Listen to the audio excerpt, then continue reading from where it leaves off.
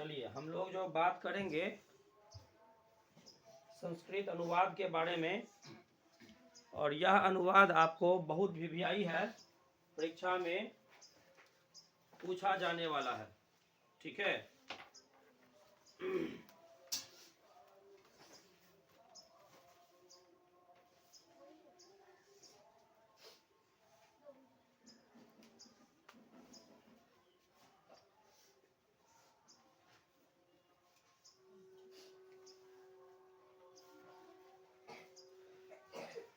ठीक है। तो इसमें क्या है, हम लोग संस्कृत अनुवाद के बारे में बात भी कर लेंगे और अनुवाद के साथ ही साथ अनुवाद में जो सूत्र का उपयोग हुआ है उस सूत्र की भी बात कर लेंगे। ठीक है, जैसे एक वाक्य है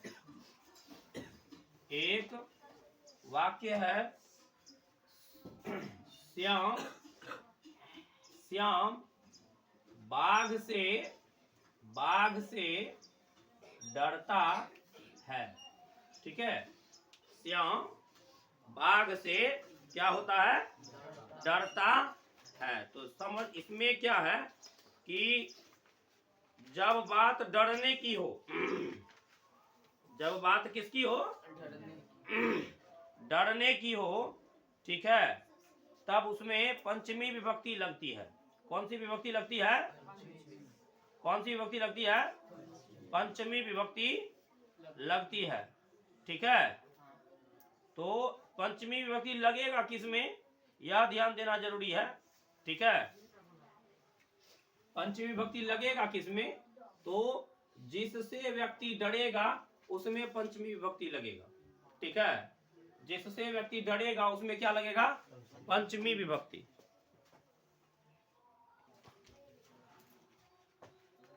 ठीक है, तो इसमें जो है हम लोग बात करेंगे, इससे बाघ से डरता है, तो बाघ से जब डरेगा तो जिससे डरेगा उसमें पंचमी विभक्ति होती है। सूत्र क्या होता है, वित्रार्थानाम भय हेतु। ठीक है, वित्रार्थानाम भय हेतु। ठीक है, पंचमी, इसमें पंचमी जोड़ दीजिए, वित्रार्थानाम भय हेतु पंचमी। मतलब इससे क्या याद रखना है कि जब इसमें दो ठो बात दिया हुआ है, एक बात दिया हुआ है भी और एक बात दिया हुआ है त्रा। ठीक है, भी मने होता है डरना, त्रा मने होता है रक्षा करना। ठीक है, तो डरने और रक्षा करने के अर्थ में, डरने और रक्षा करने के अर्थ में पंचमी विभक्ति का उपयोग होता है, डरने और रक्षा करने के अर्थ में। तो यहाँ क्या है, श्याम बाघ से डरता है। क्या है, श्याम बाघ से डरता है। क्या है, श्याम बाघ से डरता है। तो सबसे पहले श्याम से का क्या लिख देंगे आप, श्यामः। काहे श्यामः लिख देंगे, क्योंकि श्याम जो है यह एक वचन है। ठीक है, श्याम क्या है, एक वचन है, और डरने का कार्य भी श्याम ही कर रहा है, तो कर्ता हो गया, कर्ता हो गया, एक वचन हो गया। कर्ता में प्रथमा विभक्ति होती है। एक सूत्र होता है कर्तरी प्रथमा। क्या होता है, कर्तरी प्रथमा। मतलब ये कि कर्ता कारक में प्रथमा विभक्ति होती है। ठीक है, कर्ता कारक में कौन होता है, प्रथमा विभक्ति होती है।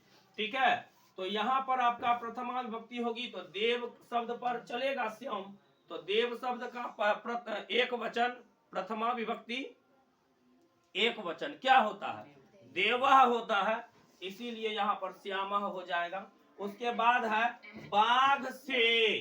ठीक है, बाघ से डरता है, तो बाघ को संस्कृत में व्याघ्र बोलते हैं। अब व्याघ्र भी देव पर ही चलेगा। ठीक है, क्योंकि व्याघ्र जो है, व्याघ्र यह भी अकारांत शब्द है।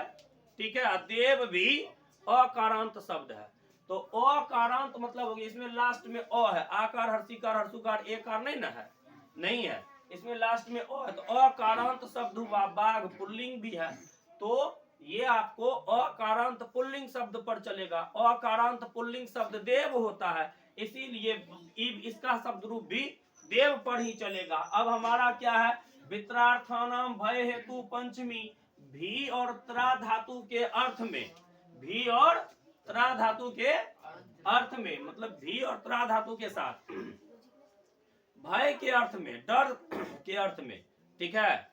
डर, भी माने डर, त्रा माने रक्षा करना।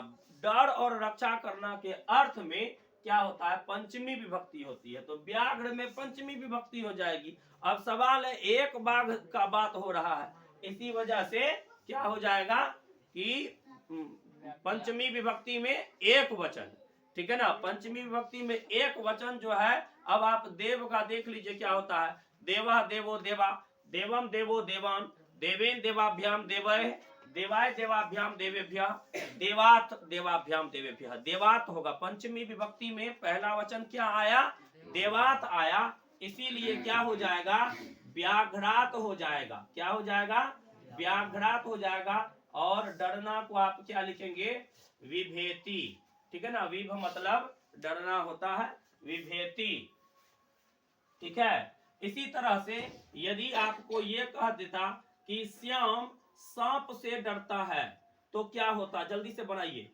श्याम सांप से डरता है, जल्दी से बना लीजिएगा, जल्दी से बना लीजिएगा। श्याम सांप से डरता है, जल्दी से बना लीजिएगा। श्याम सांप से डरता है, जल्दी से बना लीजिएगा। श्याम सांप से डरता है, जल्दी से बना लीजिए। पंचमी विभक्ति की एक दो और बात करेंगे हम, ठीक है, जल्दी से कर लीजिएगा।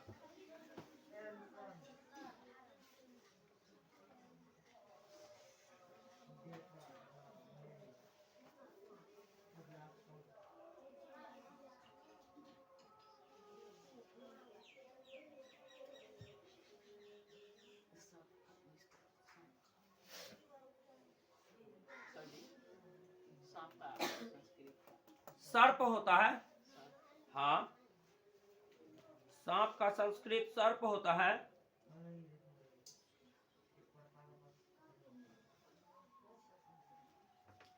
ठीक है, जल्दी से एक बार कर लीजिएगा, करके बनाइए, बताइए जल्दी से क्या किए। सर बनाए हैं, बनाइए, बोलिएगा। श्यामा सर्पात विभेति। बिल्कुल आसान था, ठीक है, हो जाएगा। श्यामः सांप से है, बाघ से था तो व्याघ्रात हो गया, सांप से है तो सर्पात हो जाएगा, सर्पात विभेति, ठीक है।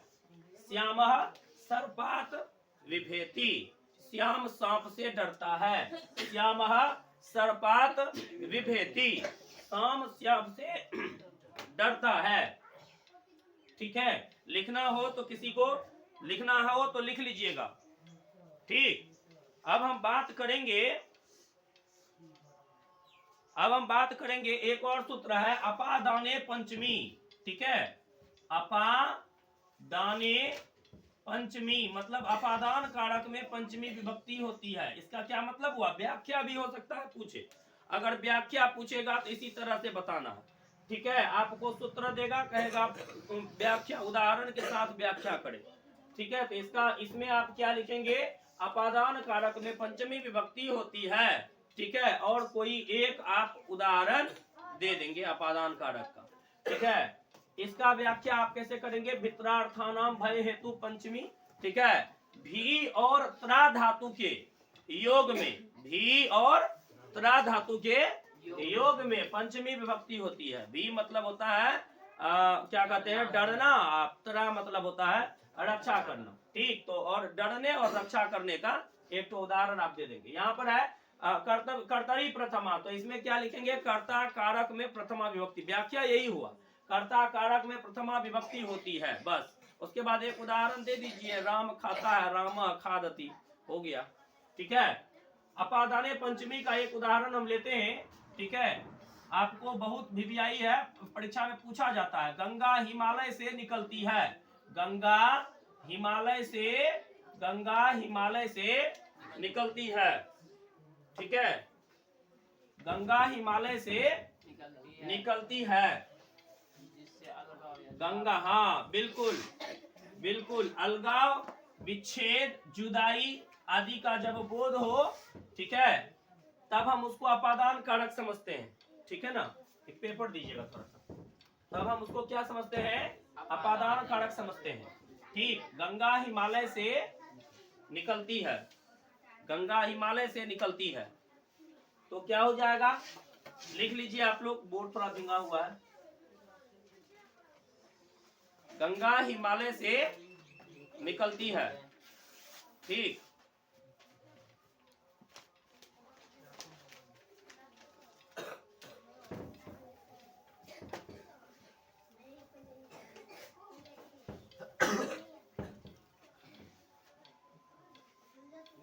हिमालय से निकलती है, ठीक है। तो बात यहाँ हिमालय से हो रहा है, ठीक है। से कर्ण में भी होता है, से अपादान में भी होता है, लेकिन दोनों से में अंतर ये है, कर्ण का से के द्वारा का बोध करता है। जैसे कि मैं कलम से लिखता हूँ, मैं कलम से लिखता हूँ, कलम के द्वारा हम लिखते हैं, कलम के मदद से हम लिखते हैं, ठीक है ना। तो जब भी हम किसी चीज की मदद से करेंगे कार्य, जब भी कार्य किसी वस्तु के मदद से होगी तो वह करण कारक होगा। करण कारक में तृतीया विभक्ति होती है, कर्ण तृतीया नाम से एक सूत्र है, करण कारक में तृतीया विभक्ति होती है। ठीक, हम तृतीया विभक्ति का भी करण कारक से संबंधित जो सूत्र है उस सूत्र की भी बात हम अलग से करेंगे, ठीक है ना। तो और जब जुदाई का, विच्छेद का बात हो, जैसे पेड़ से पत्ता गिरता है, गंगा से हिमालय निकलती है, इस तरह का जो वाक्य होता है, तो इस तरह के वाक्य में भी जो है पंचमी विभक्ति होती है, क्योंकि जब पेड़ से पत्ता गिरता है तो इसका मतलब हुआ कि पत्ता का पेड़ से जुदाई हो गया, अलगाव हो गया, ठीक है ना।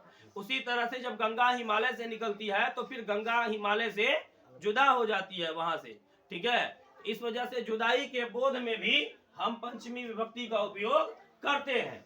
गंगा हिमालय से निकलती है तो इसका अर्थ हुआ गंगा, ठीक है ना। गंगा, चूंकि देखिए यहाँ पे क्या है कि गंगा, यहाँ पे गंगा निकलने का कार्य कर रही है, अर्थात गंगा ही कर्ता कारक है, और कर्ता कारक में प्रथमा विभक्ति होती है, प्रथमा विभक्ति होती है। तो अब प्रथमा विभक्ति गंगा का किस हिसाब से चलेगा? गंगा का जो शब्द रूप चलेगा वह चलेगा लता के आधार पर, और लता का प्रथमा विभक्ति में क्या होता है? लता, लते, लता, ऐसा होता है ना, ठीक है। लता, लते, लता, मतलब पहला वाला में प्रथमा विभक्ति एक वचन में विसर्ग नहीं लगता है, ठीक है। इसी वजह से गंगा में विसर्ग नहीं लगेगा। अब आप कुछ क्या करते हैं कि संस्कृत है मैंने सब में विसर्ग लगा देते हैं, हर जगह विसर्ग नहीं लगता है, विसर्ग भी लगने का स्थान निर्धारित है, हर जगह विसर्ग नहीं लगता है, कुछ से कुछ कर देने से नंबर नहीं आता है और सही नहीं हो जाता है, ध्यान में रखिएगा, ठीक है ना। गंगा हिमालय से, तो यहाँ पर क्या हो जाएगा? हिमालय से जब जुदा हो रही है तो हिमालय में पंचमी विभक्ति होगी। अब देखिए हिमालय का यो में जो है आकार, हर्षिकार, हर्षुकार, एकार, अकार, ओकार, औकार कुछ भी नहीं है, ठीक है। ये आपको य हलंत और अ से बना हुआ शब्द है, वर्ण है, ठीक है। इस वजह से यह आपको अकारांत हो गया। अब बात हिमालय की हो रही है तो यह पुल्लिंग शब्द है, अकारांत पुल्लिंग शब्द हो गया। तो अकारांत पुल्लिंग है तो फिर यह भी देव के आधार पर ही चलेगा। देव का पंचमी विभक्ति हम आपको बता दिए थे, पंचमी विभक्ति एक वचन क्या होता है? देवात होता है। तो हिमालय का क्या हो जाएगा? हिमालयात हो जाएगा। जैसे ही आप हिमालयात लिखते हैं, ठीक है, जैसे ही आप हिमालयात लिखते हैं तो गंगा हिमालय से इतना ठोकाम हो गया आपका, निकलना का हो जाएगा निःसरती। क्या हो जाएगा? निःसरती, ठीक है ना। ये आपका हो गया गंगा हिमालयात निःसरती, ठीक है। इससे संबंधित, इस सूत्र से संबंधित एक और अनुवाद पूछा जाता है, वो है वृक्ष से पत्ता गिरता है, वृक्ष से पत्ता गिरता है, ठीक है। जब बात वृक्ष से पत्ता गिरता है की होने लगे तो फिर यहाँ भी आपका क्या है? वृक्ष से है तो वृक्ष छात हो जाएगा, वृक्ष से है तो क्या हो जाएगा? छात हो जाएगा। ठीक है, वृक्ष से पत्ता गिरता है, जब बात इस तरह की हो तब आप क्या करेंगे, वृक्ष से पत्ता गिरता है का हो जाएगा वृक्ष से पत्ता का जुदाई हो रहा है, वृक्ष से पत्ता का क्या हो रहा है, जुदाई हो रहा है। तो कहने का मतलब ये हो रहा है कि वृक्ष से पत्ता गिरता है में वृक्ष में क्या हो जाएगा, आपको पंचमी विभक्ति होगी, और यह भी अकारांत शब्द है, यह भी देव पर ही चलेगा, तो हो जाएगा वृक्षात। क्या हो जाएगा, वृक्षात हो जाएगा, वृक्षात। पत्ता का होता है पत्रम, क्या होता है, पत्रम। पत्ता का जो शब्द रूप चलेगा वो फल पर चलेगा, नपुंसक लिंग पर, ठीक है। पत्रम पत्रे पत्राणी, ठीक है, पत्रम पत्रे पत्राणी, जैसे फलम फले फलानी होता है, तो पत्रम पत्रे पत्राणी हो जाएगा, वृक्षात पत्रम, ठीक है। अब गिरना का क्या होता है, पत मने गिरना होता है, पत मने क्या होता है, गिरना। और जब इसमें चूंकि जो है आपको एक वचन है, सह तो ते, सह के स्थान पर जो है जो होगा वही है ये, ठीक है, एक वचन है, तो एक वचन है तो ती तह अंति, ती हो जाएगा, एक वचन में क्या हो जाएगा, ती हो जाएगा, पातती, वृक्षात पत्रम पातती, ठीक है, ये हो जाएगा। और इसी को जब बहुवचन में पूछेगा तो आपको ऐसे पूछेगा, वृक्ष से पत्ते गिरते हैं, क्या क्या पूछेगा, वृक्ष, इसी को जब बहुवचन में पूछे, वृक्ष से पत्ते गिरते हैं, पत्ते गिरते हैं, वृक्ष से पत्ते गिरते हैं, क्या पूछेगा, वृक्ष से पत्ते गिरते हैं। तो वृक्ष से है तो यहाँ पर वृक्षात ही हो जाएगा, वृक्षात ही हो जाएगा। पत्ते है, इस बार एक पत्ता नहीं है, ढेर सारा पत्ता है, तो यहाँ पर पत्राणी हो जाएगा, क्या हो जाएगा, पत्राणी हो जाएगा, क्या हो जाएगा, पत्राणी, वृक्षात पत्राणी। पतंती हो जाएगा, क्या हो जाएगा, पतंती, क्या हो जाएगा, ठीक है। तो अगर आप इसको लिखना चाहें तो लिख लीजिए, अन्यथा सूत्र ध्यान में रखना है, यह अपादाने पंचमी से संबंधित था, यह अपादाने पंचमी से संबंधित सूत्र है, ठीक है, अपादाने पंचमी से संबंधित है, ठीक है, ध्यान में रखिएगा, अपादाने पंचमी से संबंधित वाक्य है, इसका कर लीजिएगा।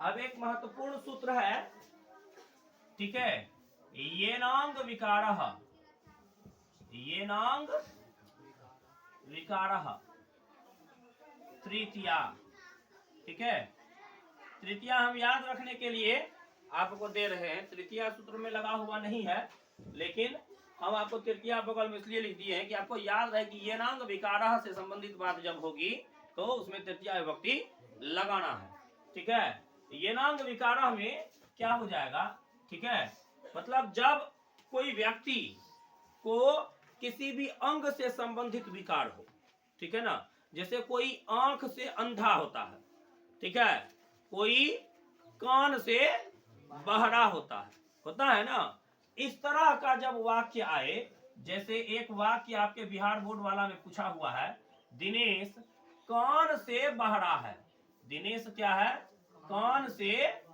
बहरा है, ठीक है, तो क्या हो जाएगा, दिनेशः, क्या हो जाएगा, दिनेशः, कान से मतलब हो जाएगा कर्णेन, ठीक है, बहरा का क्या हो जाएगा, बधिरः, दिनेश कान से बहरा है, तृतीय विभक्ति लगाना, कान से बहरा है तो कर्ण, कर्ण से क्या हो गया, कर्णेन हो गया, ठीक है। दिनेशः तो फिर दिनेश कर्ता कारक एक वचन हो जा रहा है यहाँ पे, ठीक है, तो दिनेशा हो जाएगा, कान से जिस अंग से वह विकृत होगा उस अंग में तृतीया विभक्ति को लगा देना है, जिस अंग से विकृत होगा उस अंग में क्या करना है, तृतीया विभक्ति लगा देना है। दिनेश कान से बहरा है तो क्या हो जाएगा, दिनेश कर्णेन बधिरः, ठीक है।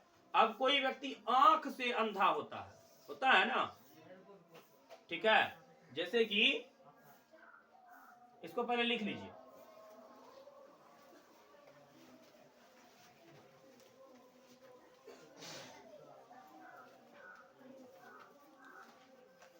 ठीक है, दिनेश कान से बहरा है, दिनेशः कर्णेन बधिरः। कोई व्यक्ति आपको आंख से अंधा होता है। ठीक है,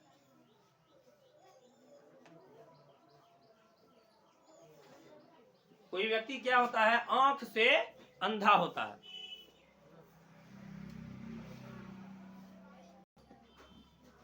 कोई व्यक्ति क्या होता है, आंख से बहरा होता है। जैसे मान लो मोहन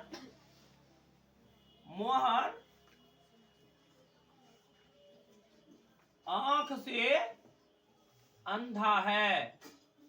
एक वाक्य यह हो गया और एक वाक्य हो गया मोहन आंखों से अंधा है।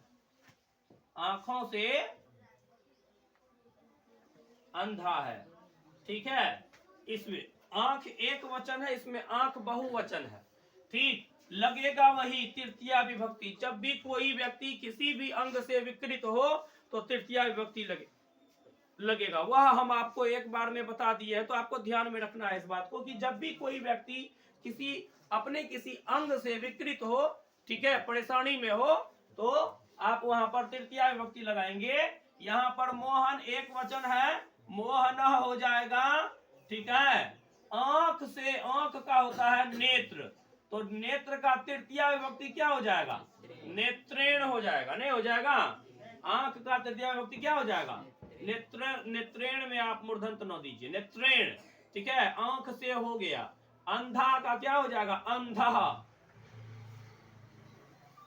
अंधा हो गया। ठीक है, ठीक है। अब अगर मान के चलिए यहीं पर मोहन आंखों से अंधा होगा। ठीक है, मोहन आंखों से, दोनों आंख से अंधा। ठीक है, तब क्या हो जाएगा, आंख का नेत्रेण का दो वचन लग जाएगा, नेत्रेण का द्विवचन लग जाएगा। द्विवचन क्या होता है, नेत्रेण का द्विवचन क्या होगा, देव से। देव से नेत्र भी आपको क्या हो जाएगा, देवात कैसे होगा, देवात तो पंचमी एक वचन है। देवा देवो देवा, देवम देवो देवान, देवेन देवाभ्याम देवेह। देवेन के बाद देवाभ्याम आता है, नेत्रेन के बाद नेत्राभ्याम आ जाएगा, नेत्राभ्याम। ठीक है, अंधा। मान लीजिए आपको अगर कह दे रमेश पैरों से लंगड़ा है, रमेश पैर से लंगड़ा है, पैर से लंगड़ा है, रमेश पैरों से लंगड़ा है। पैरों से दुबे गुना पैर होता है, आदमी को दो से ज्यादा पैर भी देखा है, नहीं ना, तो इसमें एक वचन लगेगा, इसमें द्विवचन लगेगा। पैर का पाद होता है, इसमें पादेन हो जाएगा, इसमें पादाभ्याम हो जाएगा। बस कोई खास बात तो है नहीं। रमेशः, रमेशः, सॉरी यहां पर तो पैर है ना, पादेन, पादेन खंजः। ठीक है, पैरों से, पैर से पादेन, क्या बोले थे, येनांग विकारे तृतीया, येनांग विकारा तृतीया। ठीक है, जब किसी अंग से कोई विकार होगा तब उसमें तृतीया विभक्ति होगी। इसमें पैर से विकृत है यह आदमी, इसके पैर में तृतीया विभक्ति होगी। इसके, यह आदमी आंख से विकृत था तो इसके आंख में तृतीया विभक्ति हुई। यह आदमी कान से विकृत था तो उसके कान में तृतीया विभक्ति हुई। बाकी सारा चीज तो बिल्कुल वही है, बाकी सारा चीज तो कोई परिवर्तन हुआ नहीं है। ठीक है, रमेश, रमेशा पादेन खंजः, रमेश पैरों से लंगड़ा है तो हो जाएगा रमेशः पादाभ्याम, पादाभ्याम खंजः। यह खंजा जो है रमेश के वजह से लगा, रमेश लग रहा है। वहां पर पत्ता के वजह से पत्ती लग रहा था, पत्ते के वजह से पत्रा नहीं लगा था, वहां पर पत्ता गिरता था। ठीक है, यह जो है ना, यह आपको कर्ता से डायरेक्ट संबंधित है, क्रिया का सीधा संबंध होता है। ठीक है, चलिए लिखिए जल्दी से। रमेशा पादाभ्याम खंजः, रमेश पैरों से लंगड़ा है।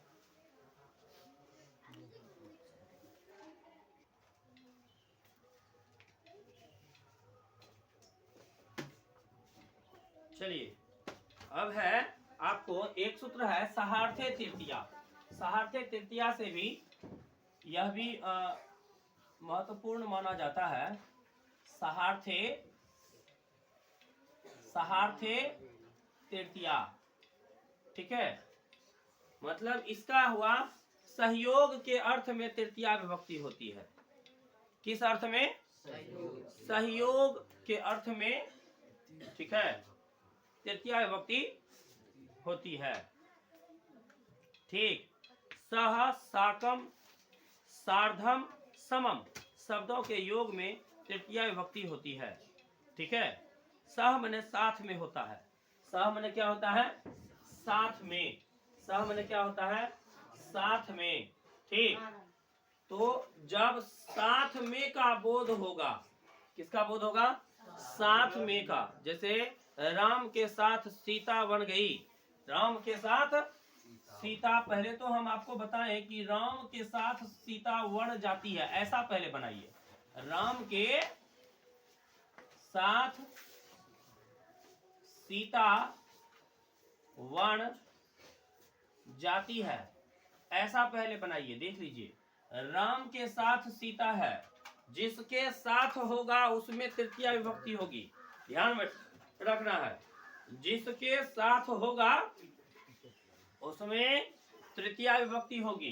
ठीक है, राम के साथ है तो राम में तृतीया विभक्ति हो जाने से रामेन हो जाएगा। कौन है? सीता है। ठीक है, सीता है। कहाँ को? वन को। ठीक है, कहाँ को इसलिए हम बोले क्योंकि आपको ये पता चल जाए कि यहाँ पर वन जो है वह कर्म कारक है, और कर्म कारक से संबंधित एक सूत्र होता है कर्मणि द्वितीया। मतलब कर्म कारक के अर्थ में जो है हमेशा द्वितीया विभक्ति होती है। जब जो कर्म कारक है उसमें द्वितीया विभक्ति लगेगी। ठीक है, सीता वर्ण जाती है, मतलब सीता वर्ण को जाती है। वर्ण इसमें जो है वह आपको क्या है? कर्म है, इसीलिए इसमें आपको द्वितीया विभक्ति लगेगी। तो सीता वनम हो जाएगा। रामेन सह सीता कर दीजिएगा। रामेन सह सीता, राम के साथ, थोड़ा जाने दो। रामेन सह सीता, राम के साथ। ठीक है, सीता वन जाती है, हो जाएगा सीता वनम, और जाति का हो जाएगा, जाना का गच्छ होता है, उसमें ती लगेगा, गच्छति हो जाएगा। ठीक है, रामेन सह सीता वनम गच्छति। अगर आपको यह हो जाए राम के साथ सीता वन गई, राम के साथ सीता वन गई, राम के साथ सीता वन गई, अगर ऐसा होगा तब आप लिखेंगे रामेन सह सीता। ठीक है, रामेन सह सीता वनम गतवती। जब गई रहे तो आप क्या लगाएंगे? गतवती। ठीक है, बस सहार्थे तृतीया से संबंधित ये है। अब इसमें आपको कुछ भी अदल बदल करके पूछ दे तो आप कर सकते हैं। मोहन के साथ सोहन जाता है, क्या है? मोहन के साथ, अगर आपको ये पूछ दे मोहन के साथ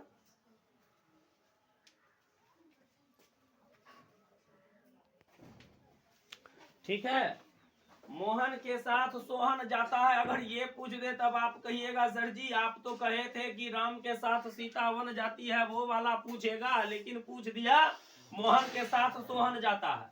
ठीक है, तो भैया एक बात हम आपको बता देना चाहते हैं कि हम भगवान नहीं है जो हम बोलेंगे वो सत्य हो जाएगा, वही पूछ देगा, ऐसा कोई बात नहीं है।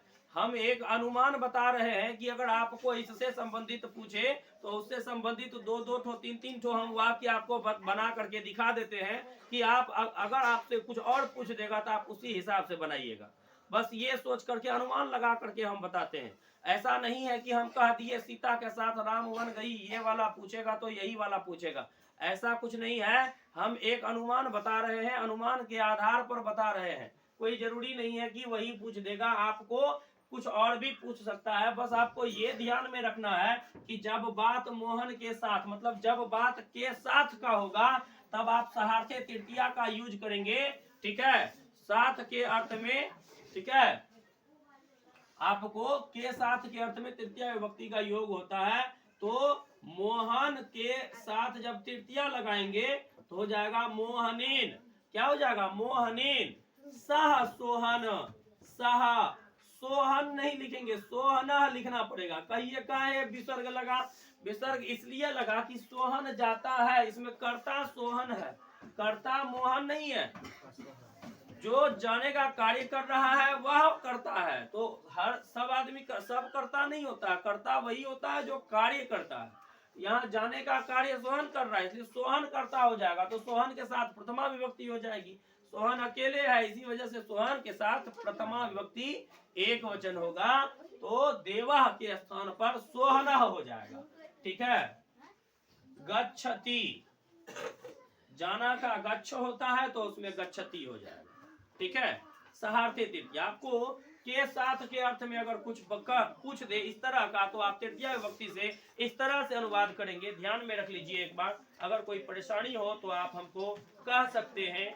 ठीक है, चलिए जल्दी कर लीजिए। एक सूत्र है रुच्चार्थानाम चतुर्थी। ठीक है, एक सूत्र क्या है? रुच्चार्थानाम चतुर्थी। उससे संबंधित वाक्य भी पूछा जाता है। ठीक है, जैसे आपको कह देगा मुझे, अभी आप पिछले दिन एक वाक्य बनाए थे, मुझे मोदक अच्छा लगता है ना, ये वाला बनाए थे। तो इस तरह का जब वाक्य आएगा तो उसमें रुच्चार्थानाम चतुर्थी का उपयोग होता है। रुच्चार्थानाम चतुर्थी जो है आपको रुच्च धातु के योग में चतुर्थी विभक्ति का उपयोग होता है, ऐसा आप समझिए। रुच्चार्थानाम चतुर्थी मतलब आप समझिए रुच्च धातु के योग में चतुर्थी विभक्ति होती है। किस योग में? रुच्च धातु के योग में। कौन सी विभक्ति होती है? चतुर्थी विभक्ति होती है। ठीक है, पहले इसको लिख लीजिए, हम फिर उसके बारे में भी बात करेंगे। ठीक है, अब हम लोग बात करेंगे रुच्चार्थानाम चतुर्थी। ठीक है, वहां से भी वाक्य पूछा जाता है। ठीक है, हर बार एक दो वाक्य तो निश्चित ही रहते हैं रुच्चार्थानाम चतुर्थी से। ठीक है,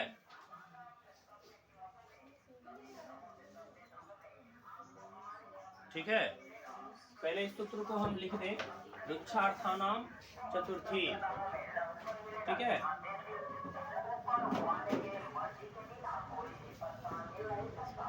रुच्चार्थानाम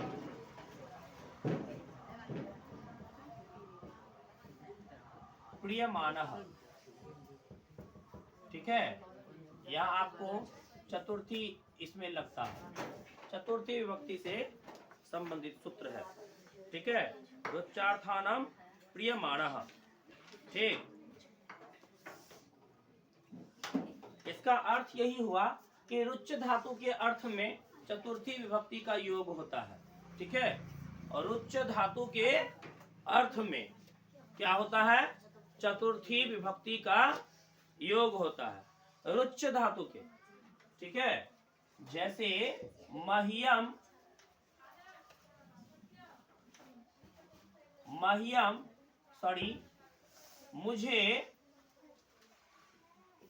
मुझे मोदक अच्छा लगता है। मोदक अच्छा लगता है। ठीक है, तो मोदक अच्छा लगता है। ठीक है, अच्छा लगता है, अच्छा का होता है रुच्च। अच्छा का क्या होता है? रुच्च होता है। क्या होता है? रुच्च होता है अच्छा का। रुच्च माने होता है अच्छा लगना। रुच्च माने क्या होता है? अच्छा लगना, ठीक है। तो रुच धातु के अर्थ में क्या हो जाएगा, चतुर्थी विभक्ति लग जाएगा, ठीक है। तो जैसे मुझे है, मुझे का चतुर्थी क्या हो जाएगा, मह्यम, ठीक है। मोदक अच्छा लगता है, मोदकम, ठीक है। मोदकम अच्छा लगता है का आप लिखेंगे रोचते, ठीक है, ठीक है।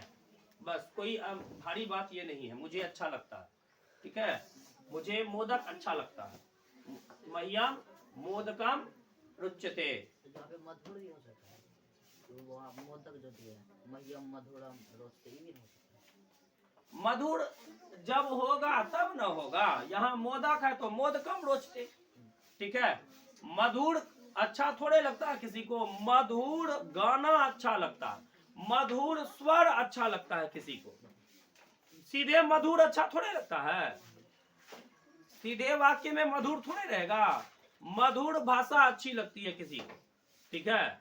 किसी को मधुर भाषा अच्छी लगती है, मधुर गाना, मधुर गीत अच्छा लगता है किसी को, ठीक है।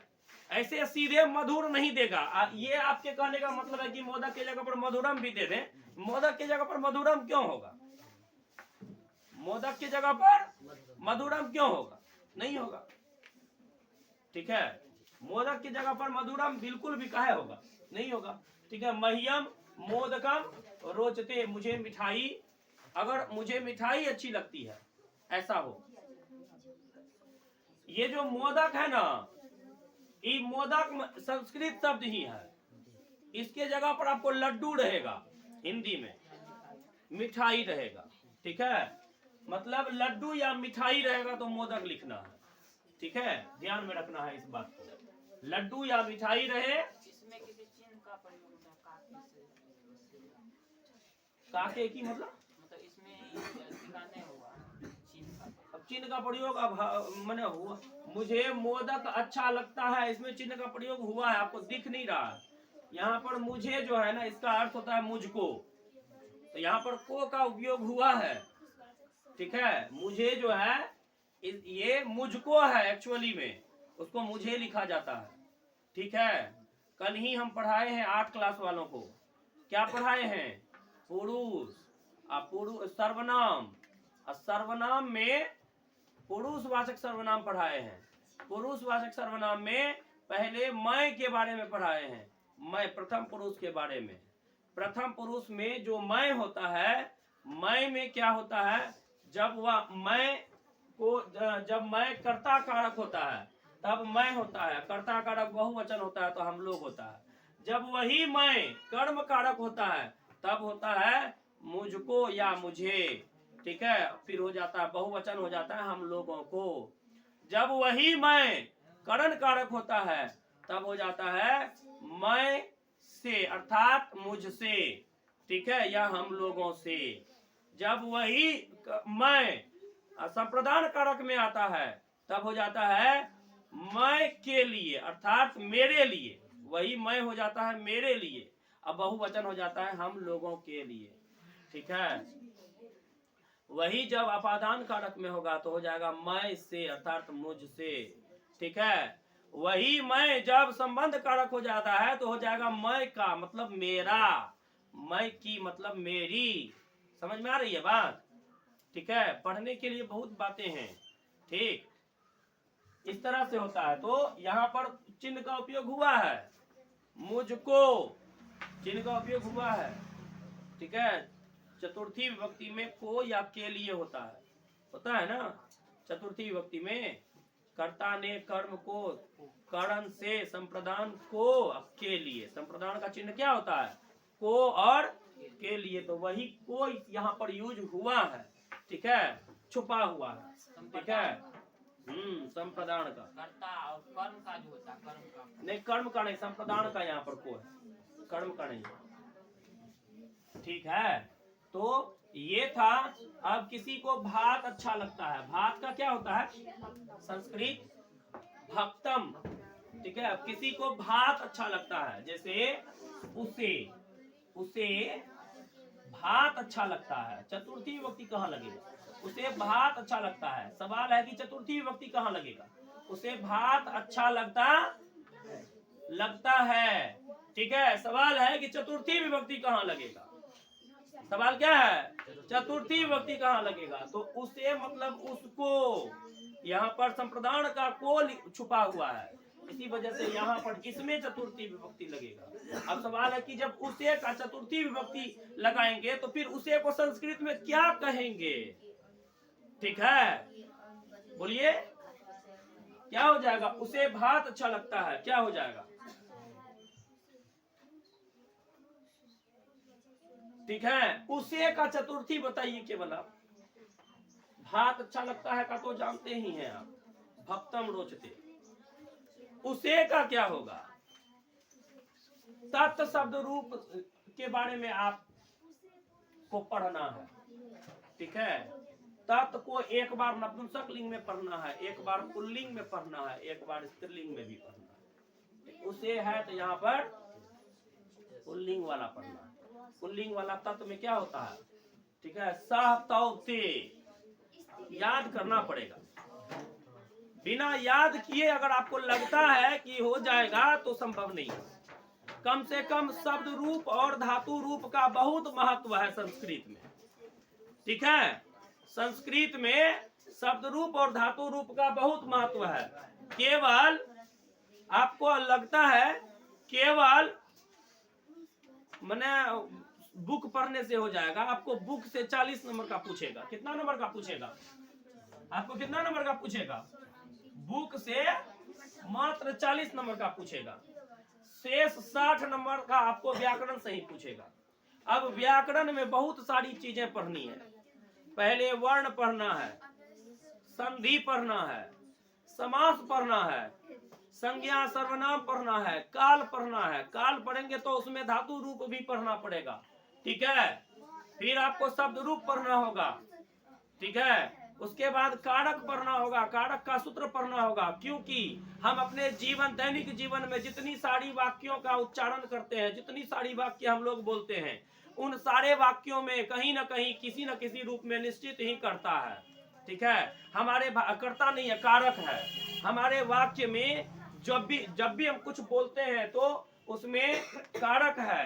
ठीक है, उसको खोल दो। उसमें क्या है? कारक है।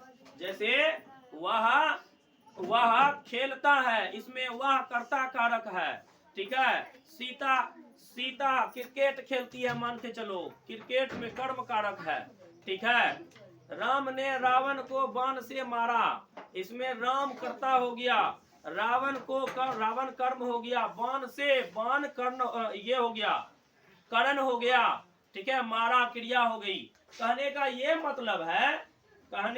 मतलब है कि हम अपने दैनिक जीवन में जितना बात करते हैं, जो भी बात करते हैं सुबह से शाम तक, उन सारे बातों में कर्ता का उपयोग होता है। कारक का उपयोग होता है। ठीक है, अब कारक का उपयोग करने के लिए कारक सूत्र पढ़ना होगा। कारक सूत्र भी उतना ही जरूरी है।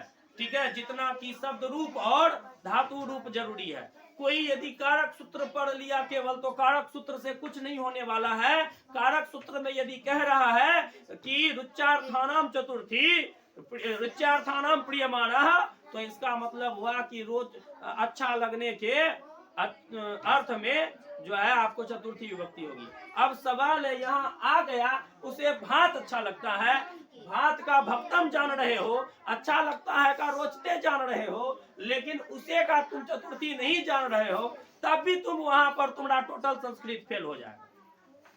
तब भी वहां पर टोटल संस्कृत क्या हो जाएगा? फेल हो जाएगा।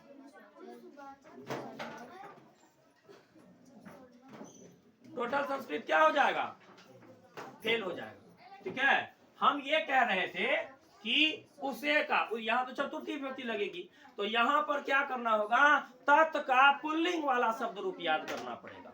ठीक है, सह तौ ते, तम तो तौ तौन, तेन ताभ्याम तय, तस्मय ताभ्याम तेभ्यः, तस्मय हो गया। चतुर्थी एक वचन क्या हो गया? तस्मय हो गया। तो यहाँ पर हो जाएगा तस्मय भक्तम रोचते, ठीक है, तस्मै भक्तम रोचते। अगर आपको लगता है, क्या हुआ, ठीक है, अगर आपको लगता है कि केवल कारक सूत्र से हो जाएगा, नहीं होगा, सब कुछ को पढ़ना पड़ेगा भैया, सब कुछ को पढ़ना पड़ेगा, ठीक है, ठीक है। रुच्यार्थानाम प्रियमाणा का 2 उदाहरण हुआ। इसके आगे और भी कुछ सूत्र है, उसकी चर्चा हम लोग कल कर लेंगे। कल भी हम लोग संस्कृत की चर्चा ही करेंगे, ठीक है।